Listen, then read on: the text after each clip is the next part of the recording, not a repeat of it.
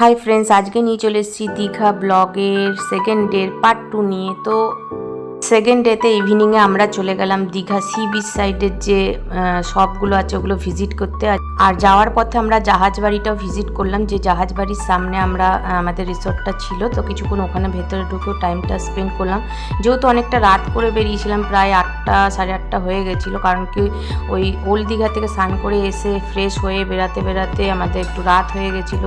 তো এই হচ্ছে সেই জাহাজ বাড়ি, যে ভেতরে একটা গার্ডেনিং এরিয়া আছে। জাহাজ বাড়িটা একটা রেস্টুরেন্ট টাইপের আছে, ভেতরে বার ঠারও আছে হয়তো। তো আমরা ভেতরে তো ঢুকিনি, বাকি গার্ডেনটায় বসেছিলাম। আর তখন বেশ গেট বন্ধ হয়ে যাওয়ার টাইমও হয়ে গেছিলো।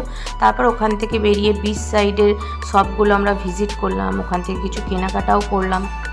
যেহেতু রাত হয়ে গেছিলো তো অনেক বিচ সাইডে যেতে যেতে প্রায় 9:30 বেজে গেছিলো, তো অনেক সব বন্ধ হয়ে গেছিলো। তারপর আমরা একটা দুটো দোকানে ভিজিট করেছিলাম, যখন ওখানেও অনেকটা টাইম কেটে গেছিলো। তো সবগুলো আমাদের ভিজিট করা হয়নি। আমার নেক্সট টাইম ইচ্ছা আছে আবার যদি দীঘা যায় তো পুরো বিচ সাইডটা ভালো মতো করে ঘুরবো, কারণ দীঘাতে আমাদের শেষ ইভিনিং এটাই সেকেন্ড ডে। আগেই বলেছি যেহেতু আমরা 3 দিনের ট্রিপে গেছিলাম, তো থার্ড ডে মর্নিংয়ে আমাদেরকে বেরিয়ে যেতে হবে। তাই এখান থেকে আমরা কিছু কেনাকাটাও করেছিলাম। তো অনেক সুন্দর সুন্দর জিনিস ছিল, আর একটু বার্গেনিং করলে ভালো ভালো জিনিস নেওয়াও যায়, এখানে বার্গেনিং করাও যায়।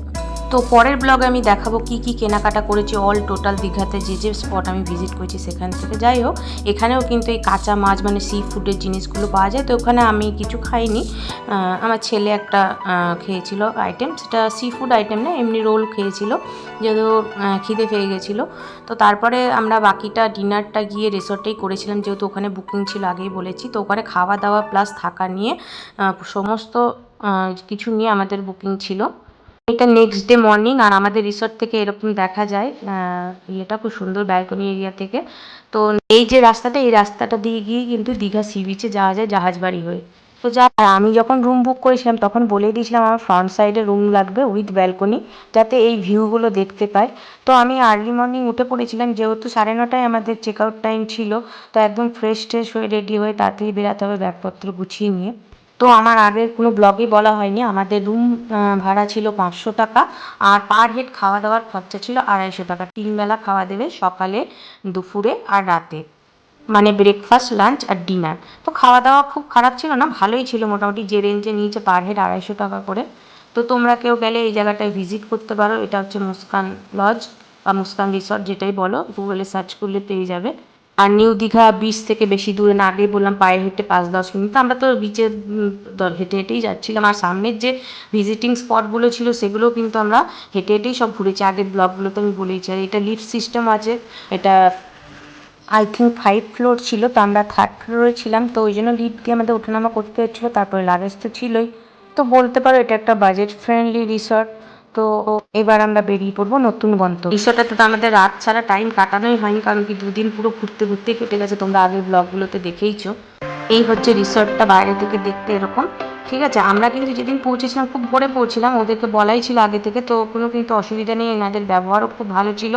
আর সামনেই টোটো পেয়ে যাবে, তোমরা কোথাও যেতে চাইলে ওখান থেকে টোটো বুক করে নিতে পারো। তো আমরা টোটো বুক করে ওখান থেকে ভাবলাম যাওয়ার পথে সায়েন্স সিটিটা ঘোরা হয়নি, সায়েন্স সিটিটা ঘুরি। তো টোটোতে 100 টাকা নিয়েছিল সায়েন্স সিটি অবধি পৌঁছাতে। সায়েন্স সিটির ভেতরে কিন্তু কোনো রকম ভিডিও বা ফটো নিতে দেবে না, তাই আমি বাইরের এরিয়াটা দেখাচ্ছি। তো এই হচ্ছে আমার 3 দিনের দীঘা ট্যুর।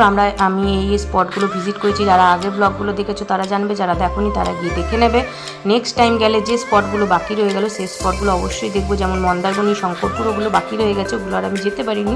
তো নেক্সট টাইম আমার ইচ্ছা আছে, যেহেতু বেশি দূর না, বেশি খরচাও না, তো নেক্সট টাইম গিয়ে ওইগুলো দেখবো যে যেতে পারি।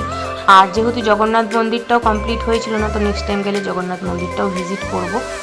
এই যে স্ট্রাকচারটা দেখছো এটা কিন্তু বহু পুরনো, আর এটা কিন্তু অরিজিনাল স্ট্রাকচার, কোনো কিন্তু ফেক কপি বানানো নয়। এটাই শুধু বাইরে থেকে আমি তোমাদেরকে দেখাতে পারলাম। তো যারা সায়েন্স সিটি যাবে ভেতরে দেখতে পাবে, ভেতরে অ্যাকোরিয়াম এবং নানা রকম জীবজন্তুর এরকমই সব স্ট্রাকচার রাখা আছে। তো আজকের ব্লগটা এখানেই শেষ করলাম। ভালো লাগলে অবশ্যই একটা লাইক, শেয়ার, কমেন্ট করে দিও। নেক্সট ব্লগ নিয়ে খুব শীঘ্রই আসবো। Tata, bye bye.